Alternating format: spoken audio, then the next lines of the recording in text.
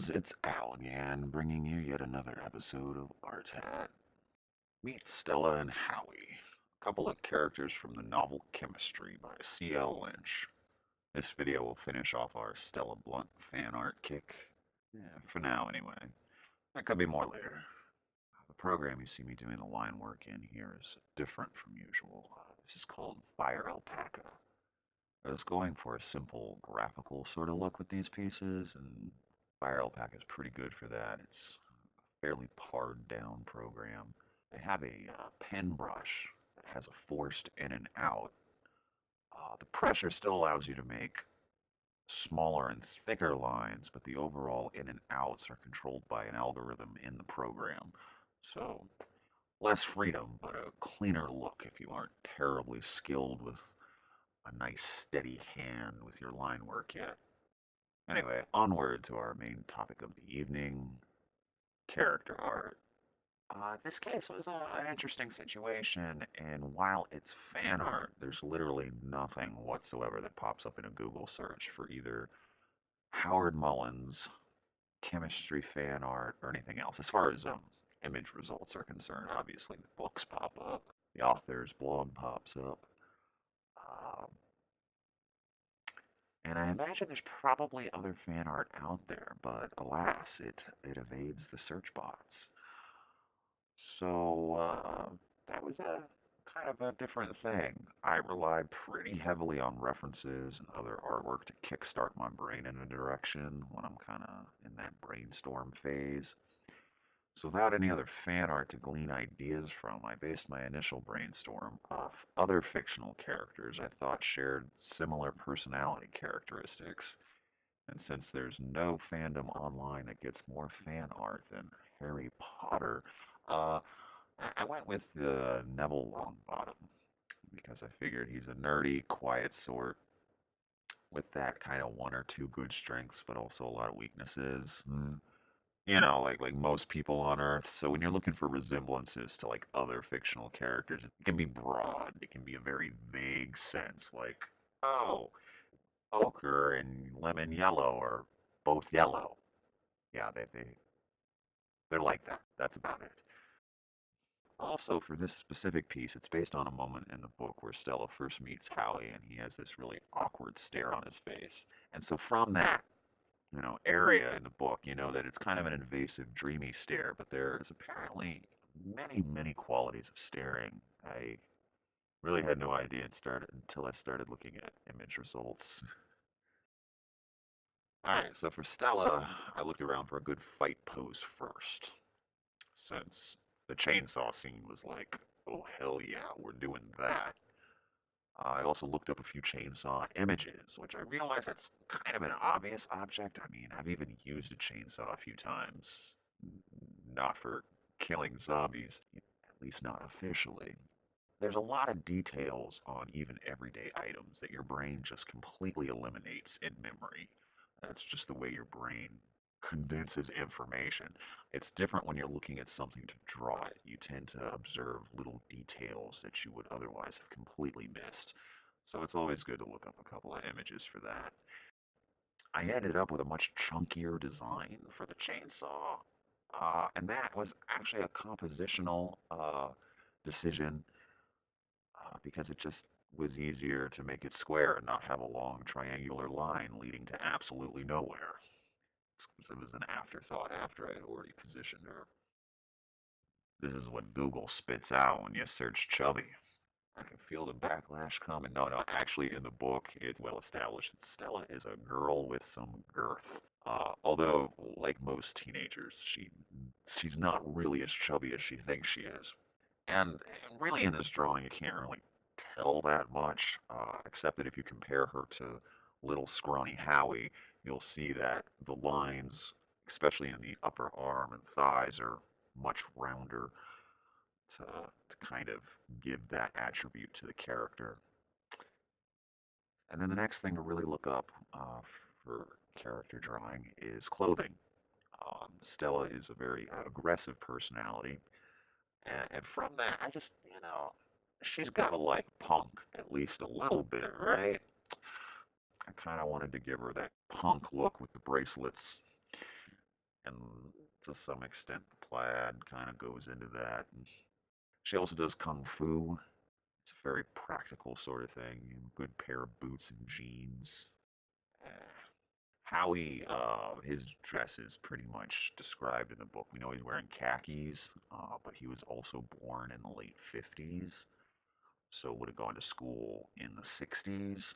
And back then, khakis and a pullover or button down was pretty much the standard. You just kind of wore that to school because that's what you did. Like, look up a couple pictures of dress clothes, and boom, there you go. Onward to color palettes.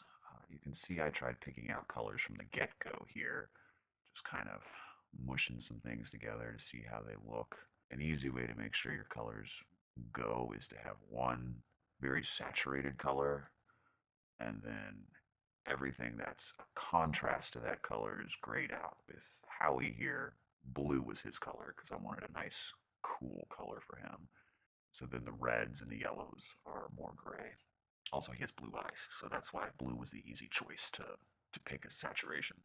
Stella was going to go with more of a red, so likewise, any green or blue would be a little bit more gray. I had done an earlier version of this sketch, which I wasn't entirely in love with. Plus, for the character graphics, I knew it needed to be a little bit brighter. So I just started over picking the color palette first, peeled back several layers from that version to start this version. These colors also aren't set in stone by any means. You're just kind of getting your broad strokes down. And so we're 8 minutes in. I think it's time for that dog slash music break. Today's music is Quinn's Song by Kevin MacLeod. This is a guy who's been on the internet for, well, more than a decade at this point. He is the king of all royalty-free short film music soundtracks, the holy father of film students of the last decade. There'll be a link to his website in the description, which you can actually search through by feel, mood, beat, all kinds of things.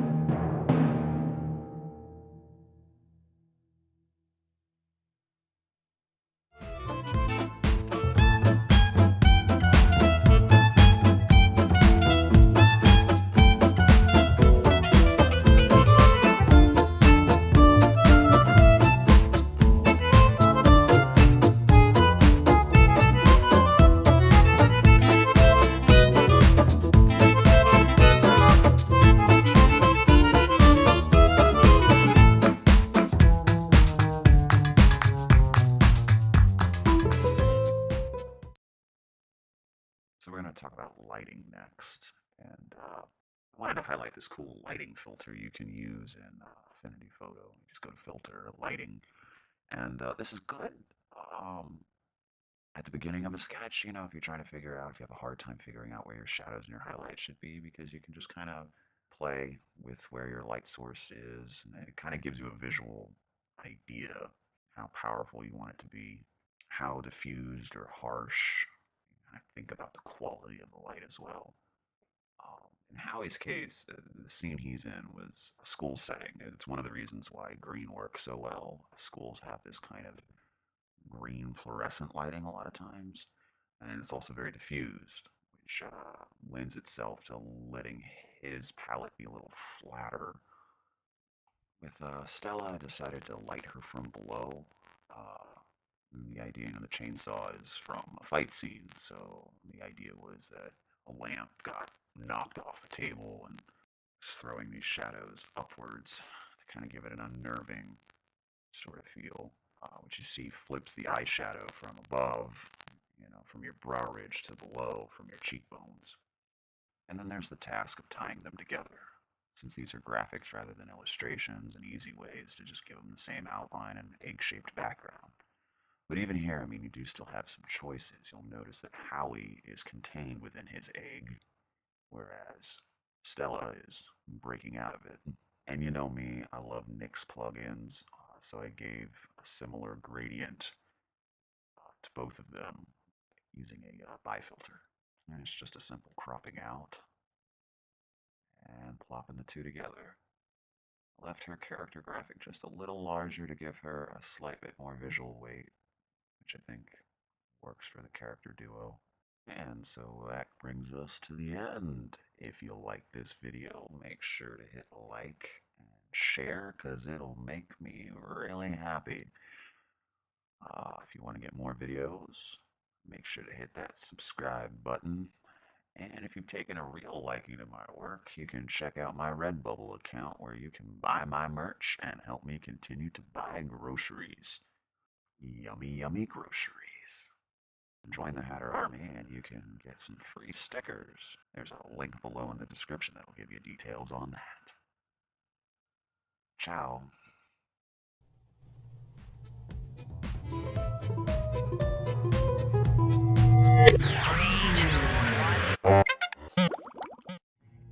This book has zombies, an apocalypse, and satirizes the Twilight franchise. Do I need to say anything else? Go read it.